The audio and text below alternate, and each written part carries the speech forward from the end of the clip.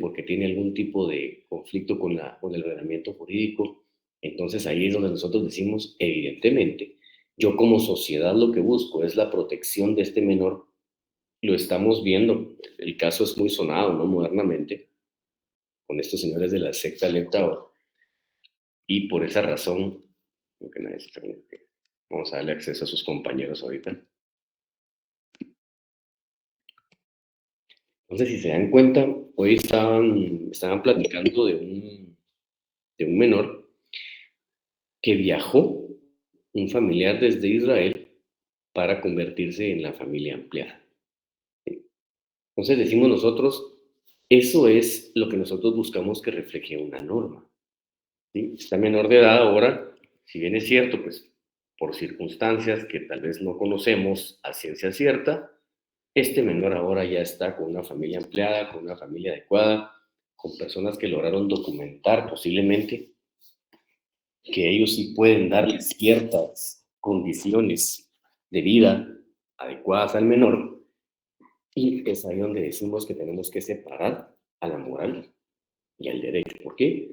Porque ambos van de forma paralela buscando moldear, darnos un modelo a seguir, darnos de alguna forma un camino para moldear la conducta del ser humano, con la diferencia de que uno es aplicado de una manera, y cuando digo uno es aplicado de una manera me estoy refiriendo al derecho, y el otro pues no tiene esa misma posibilidad de que se ejerza una coacción para poder aplicarlo, sino que por el contrario, el otro lo que tiene a su alcance es el rechazo, por ejemplo, posiblemente de la sociedad. Entonces tenemos que hacer ese ejercicio siempre, ¿no? De dejar de lado o separarlos al derecho de la moral. Esto es lo que específicamente tenemos que analizar desde el punto de vista de la filosofía del derecho. Cuando hablamos de la política, pues aquí lo que hacemos es un análisis a profundidad de cuáles son aquellas condiciones, aquellas circunstancias internas dentro de un Estado por los cuales se ha otorgado un orden jurídico, y en este pues vamos a ver reflejadas las distintas ideologías existentes. Yo siempre pongo de que es evidente de que para poder alcanzar el poder en un ordenamiento jurídico de un Estado, lo vamos a hacer a través de los partidos políticos. Creamos una figura de los partidos políticos y evidentemente cada uno de estos partidos políticos tiene una ideología distinta o similares en algunos casos. Vamos a encontrar que hay algunos que son de izquierda, otros que son de derecha, otros que son de centro izquierda, otros de centro derecha. Ahora ya se habla de algunas otras clasificaciones un poco más actualizadas y modernas, ¿sí? Ya no hablamos tanto de izquierdas y derechas en muchos casos, sino que ya hablamos, por ejemplo, de sociales cristianos, sociales demócratas. Encontramos ese tipo de figuras que posiblemente ustedes ya las analizaron cuando vieron el curso de ciencia política.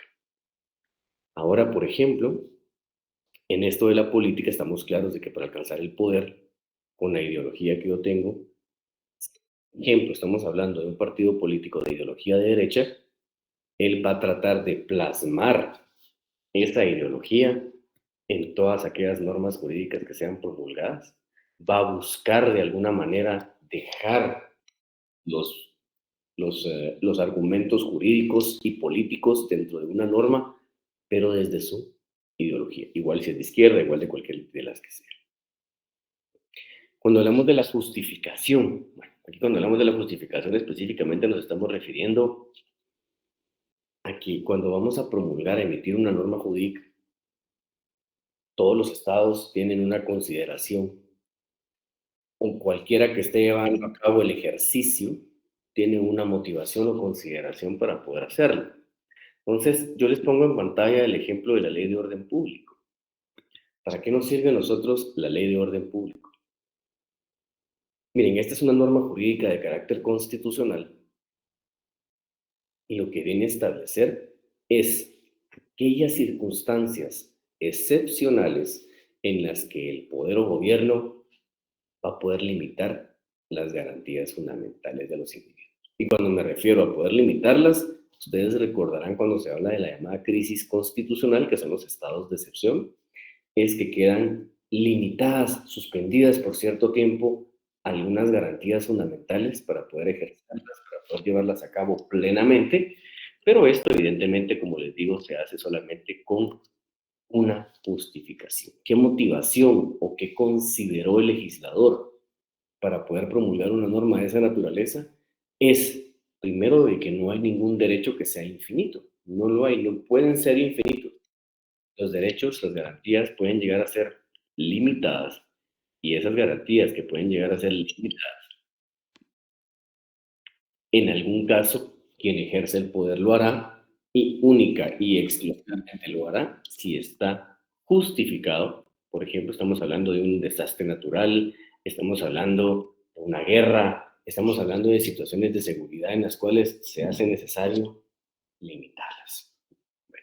Entonces, miren, esto ya después de haber analizado, hoy sí por fin se escucha bien, ya no tenemos tanto problema con la conexión. La disculpa por la sesión pasada por eso. Creo que ya podemos regresar y entender qué es la filosofía del derecho. Vamos a estudiar los fundamentos del derecho como un orden normativo. Y cuando nos pregunten cuáles son esos fundamentos, estamos claros que son la naturaleza jurídica, ética, la función, ética y moral. Evidentemente tenemos que citar a los valores, la política y la justificación que se tiene de todo ordenamiento jurídico, de cualquier norma que lo integre. Están conectando todavía algunos de sus compañeros por ahí. Y yo creo que con esto prácticamente les digo ya, nos pusimos un poquito al día con la última sesión, que fue un poquito complicado.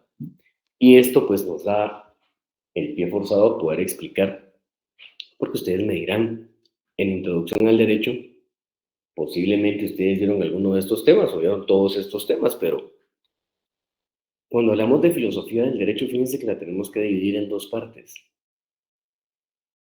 Una de ellas, cometí un pequeño error en la denominación, perdón.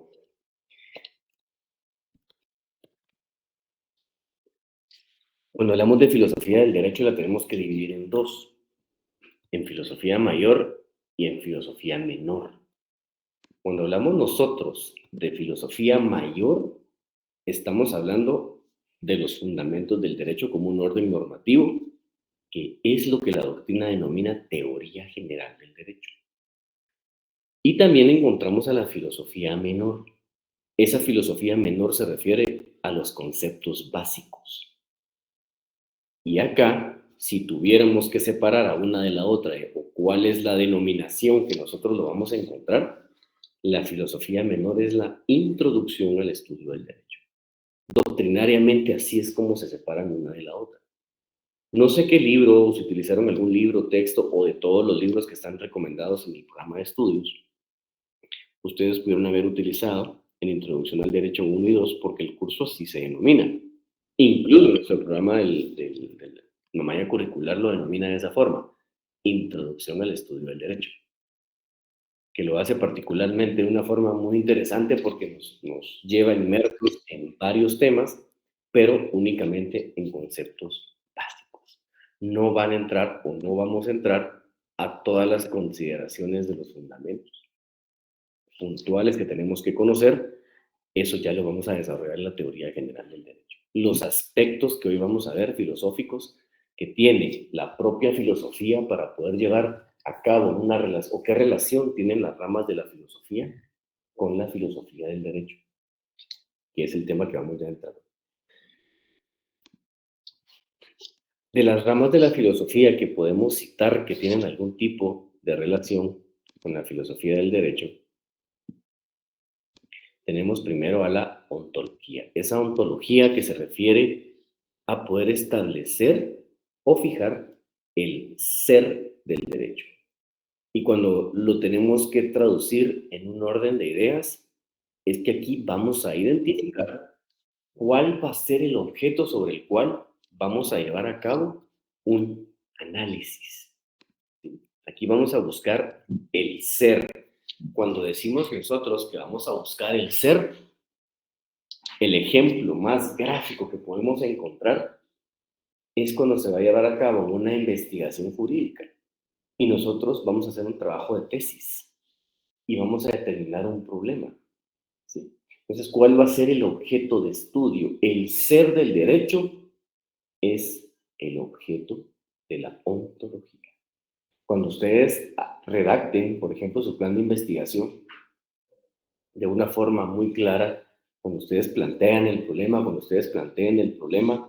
pueden colocar desde un punto de vista ontológico el presente trabajo, su objeto de investigación es, y ustedes ahí ya colocan, cuál va a ser el problema, perdón, que ustedes quieren investigar. Por ejemplo, ustedes quieren investigar un problema que puede ser, un ejemplo que se me ocurre ahora nada más, que ha estado muy de moda, la nominación que hace el presidente de la República de las gobernadoras departamentales, por ejemplo. Es un ejemplo nada más, por supuesto. ¿Sí? Podrían ustedes en ese caso hacerlo de esa manera. ¿Por qué? Porque al final de cuentas, el sentido o razón por la cual ustedes van a llevar a cabo ese trabajo de investigación es determinar cuál es el ser del derecho, cuál es el objeto que quieren llevar al análisis jurídico. Todos los trabajos de investigación de tesis son análisis jurídico. Es que les doy un consejo, no le vayan a colocar a su tesis análisis jurídico. Todos son un análisis jurídico, ¿sí? No hay que poner ese tipo de denominaciones, sería una recomendación que les puedo dar, no lo hagan, porque todas las investigaciones jurídicas son análisis. No tendría sentido ni razón llevar a cabo un trabajo de investigación de tipo jurídico si no lo van a hacer. Nunca le pongan, por favor. Yo sé que hay tesis de pregrado que se denominan así, análisis jurídico del artículo. Para mí eso es un título que está muy mal, ¿no? Ya lo supongo, solamente era una recomendación y era para que ustedes pudieran comprender cuál es la razón de ser o cuál es el ser, mejor bien dicho, de la ontología aplicada a la filosofía del derecho. Vamos ahora a la lógica. La lógica a nosotros nos permite muchas cosas, pero si lo vamos a circunscribir a una norma jurídica, a través de la lógica nosotros hacemos un examen. Vamos a hacer ese examen de interpretación. Entonces, yo les pongo aquí en pantalla, les pongo un ejemplo. Cuando nosotros vamos a someter un caso concreto ante un órgano jurisdiccional, nosotros, como ustedes lo han visto ya en procesal civil, creo que procesal laboral lo están viendo, ya lo vieron, cuando nosotros presentamos, le planteamos esa litis a un juez, o estamos en un proceso penal posiblemente, y nosotros, al final de cuentas, lo que vamos a hacer es una petición a ese juez sobre la pretensión que yo tengo sobre un caso determinado. Y siempre que yo haga una petición de esta naturaleza, el juez tendrá que hacer, por medio de la lógica, un examen de interpretación de la norma, si en este caso las normas que yo estoy fundamentando mi petición son aplicables al caso concreto. Si es el caso concreto viable dar una solución a través de las normas invocadas. Por ejemplo, me ocurre a mí también varios ejemplos acá. Estamos ante un proceso civil, estamos ante un proceso de divorcio, aquí hay una litis entre las partes, y una de las partes está citando una causal de divorcio, por ejemplo, los malos tratos, podría ser. Entonces el juez tiene que hacer un examen lógico de qué es lo que tiene de evidencia para poder probar los malos tratos y que estos se encuadren específicamente dentro de la ley establece. Estamos ante un proceso laboral, por ejemplo, también. Quiero probar yo que hubo un despido indirecto, por ejemplo. Y entonces yo tengo que ir a buscar para hacer peticiones al juez, para poder fundamentarle esas peticiones al juez, en cuál de las causales de un despido indirecto, por ejemplo, está fundamentada mi petición. Y entonces el juez hará el examen y dirá, bueno, sí, las pruebas son estas. Logró determinarse que sí, efectivamente, este artículo invocado es el que yo necesito para dar una solución y resolver esa petición o resolver esa pretensión en la cual yo estoy diciendo, sí, efectivamente, hubo un despido indirecto. Eso lo voy a hacer yo a través de la lógica. Si se dan cuenta, primero, en la ontología era solamente determinar el ser, o sea, cuál iba a ser el objeto de análisis, Pero en el segundo ya estamos hablando de hacer el examen de interpretación con lo que a mí me están poniendo a la vista, con lo que yo como juez voy a determinar como medios probatorios, como medios de prueba que las partes me han dado. Pero lo voy a hacer a través de lo que establecen las normas. Lo voy a hacer aplicando los principios, por ejemplo, si estuviéramos en un proceso de tipo civil. ¿Dónde está la prueba legal o tasada? ¿En qué caso se aplica? Con los instrumentos públicos. Con un documento público autorizado por notario, este es una prueba legal y tasada. ¿Por qué? Porque por sí mismo produce plena prueba, por ejemplo. Ese sistema de valoración ahí está prácticamente definido. Pero en otros casos no lo vamos a hacer así porque no está la prueba legal o tasada establecida. Eso es lo que el juez hace en ese ejercicio mental, eso es lo que el juez va a hacer a la hora de resolvernos, de dar una solución a esa litis. Él va a hacer un examen de interpretación de una norma jurídica. Eso lo hace por medio de la lógica. Bueno, ya estamos sobre las 6:15, entonces creo que ya no vamos a dejar ingresar a nadie. La ética. Bueno, si en la ontología habíamos establecido el ser del derecho, en la ética nos vamos a topar que el objeto es el deber ser del derecho. Ahora, cuando hablamos nosotros el deber ser de un derecho, al hablar de la ética, por ejemplo, es el comportamiento de los individuos ante un caso concreto. Cómo nosotros, como individuos dentro de un caso concreto, hemos utilizado las normas jurídicas. ¿Cómo es que nosotros nos hemos apoyado de las normas jurídicas? Eso se entiende como la persona, el individuo, cómo lo ha llevado a cabo en su comportamiento. Y yo les cito ahí, por ejemplo, varios casos. Nosotros como abogados le debemos una fidelidad a nuestro cliente. Y cuando se habla de la fidelidad al cliente, no es que usted siempre le va a trabajar a él.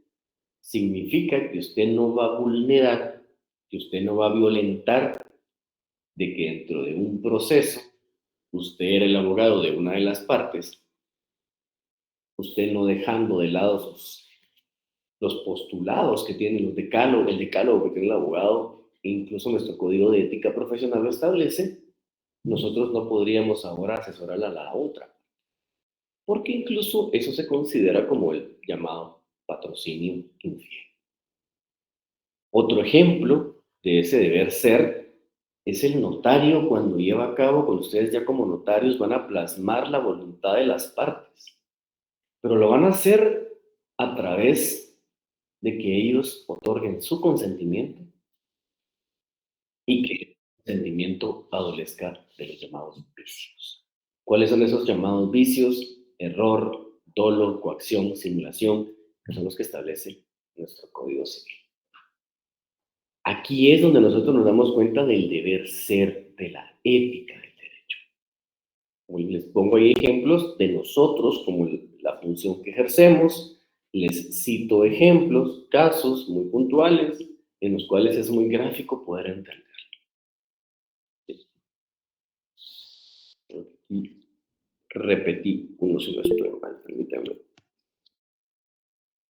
Vamos a arreglar algo ahí porque creo que se me cruzó la diapositiva. Sí. Luego vamos a arreglar los números ahí. Está un poquito cargada la diapositiva, lo vamos a corregir ahora. Creo que no me percaté de esto, pero para que no quede tan cargada la vamos a corregir de una vez, ¿sí?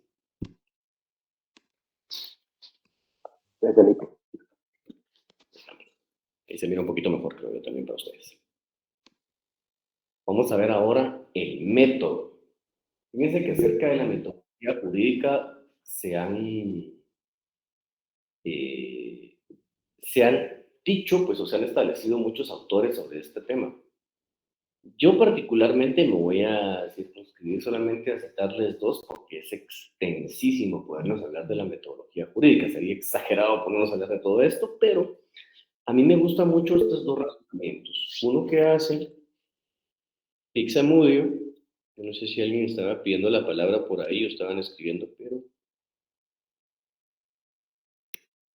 que ya no corrieron las diapositivas, dice, no sé si no se ve, pero espero me dicen ustedes, porque si no ven ahí donde dice método, Yo creería que eso es lo que tienen en pantalla ahorita, Ahorita ¿no? ya, licenciado. Es que estaba la diapositiva anterior, pero ahorita sí ya está bien. Ok, muchas gracias. Miren, estos dos razonamientos que hacen tanto el doctor Fixamudio, que es de origen mexicano, acerca del método jurídico, del método, aplicando el método a la filosofía del derecho, él lo hace de una forma muy clara porque nos establece que son todos aquellos instrumentos técnicos necesarios para conocer, elaborar, aplicar y enseñar ese objeto del conocimiento llamado derecho. O sea, aquí nos está diciendo Fixamudio que el método jurídico es todo aquello de lo que yo me voy a apoyar para poder conocer el derecho. Segundo, para poder elaborar derecho. Entiéndase, la creación de una norma. Tercero, aplicar esa norma. Y por último, enseñar ese ejercicio que hago, por ejemplo, acá con ustedes el día de hoy, que va a ser la colega que viene después o el colega que viene después, el colega docente que viene después, son todas aquellas metodologías que nosotros utilizamos para poder enseñar. ¿Por qué? Porque el rol que desempeñamos en este momento específicamente es ese. Entonces, en el método jurídico, yo voy a utilizar instrumentos técnicos que a mí me permiten que para ustedes estos temas sean de fácil o que sean lo más sencillo para ustedes, o que si son temas muy complejos, que son temas muy, por decirlo así, complejos, nos estamos refiriendo no que sea difícil, sino que estamos hablando de temas que tienen una o dos, tres variables para poder entenderlos, que es la filosofía del derecho. Creo que este es el ejemplo típico, ¿verdad? Pero cuando ustedes están ante un caso penal, ustedes no solamente van a analizar una situación jurídica, van a hacer el análisis de una situación jurídica compleja. ¿Por qué? Porque tiene varios elementos. Ustedes ahí van a tener que, por ejemplo, analizar si específicamente la persona cometió un homicidio porque estaba en un estado de psiquis, de emoción violenta que lo llevó y provocó que él llevara a cabo quitarle la vida a otro, por ejemplo. Cosas como esas son las que nosotros tenemos que considerar cuando hablamos de una situación jurídica compleja. Ahora, una situación jurídica que solo sea de un análisis muy pequeño, muy breve, muy sencillo, por ejemplo, sería entender el homicidio, por ejemplo, nada más. Sí, el homicidio es quitarle la vida a otro, con la intencionalidad de quitarle. Ahora, para yo poder entender si es una situación jurídica compleja, cambia cuando es un asesinato. ¿Por qué? Porque en el asesinato yo le quité la vida a otro, pero yo planifiqué quitarle la vida a otro. Yo le di un seguimiento por varios días de cuáles eran sus rutinas, cuáles eran sus hábitos, de dónde comía, dónde iba, qué lugares frecuentaba, dónde vivía, qué personas eran las que se relacionaban con él. Entonces yo planifiqué quitarle la vida. Esas son situaciones jurídicas en las cuales yo tengo que apoyarme en esos instrumentos técnicos necesarios. Si yo les preguntara a ustedes de qué se apoyarían, por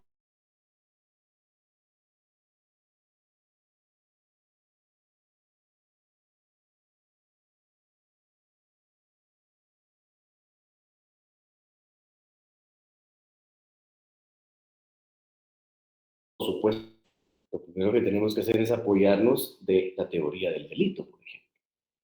Yo voy a ir a la teoría del delito, que eso son lo que a mí me permite entender cuáles son los elementos positivos, cuáles son los elementos negativos, cuáles son los elementos especiales de la teoría del delito, cuáles son todas aquellas circunstancias a través de las cuales yo voy a poder dar una aplicación del derecho. Primero tengo que conocerlo y me tengo que apoyar en este tipo de doctrinas. Ahora, Hans Kelsen, que a mí me encanta mucho leerlo, desafortunadamente con los años me gusta leerlo, pero cada vez me separo más de sus ideas en algunos casos. Pero cuando Hans Kelsen se refiere al método con relación al derecho, él lo hace ver, pero como que el método debe ser normativo, pero no para crear normas, no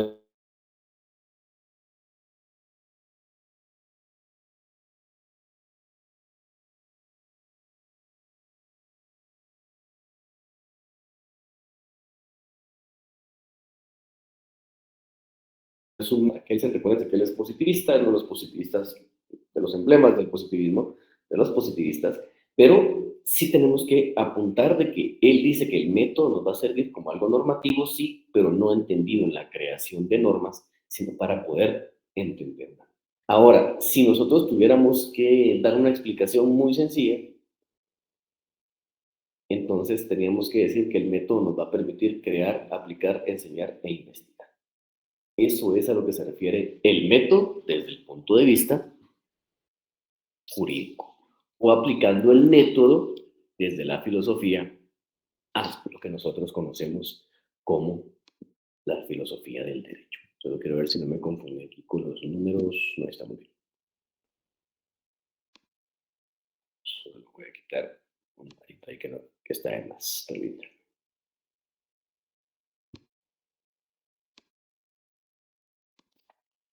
Para que no se vea tan pequeñita la letra, ¿no? Ahí estamos.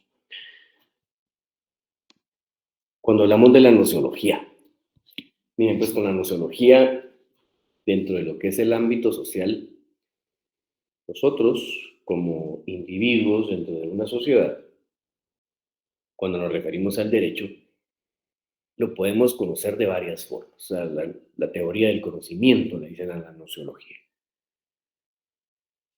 Ese conocimiento lo podemos adquirir de forma vulgar, científica y filosófica.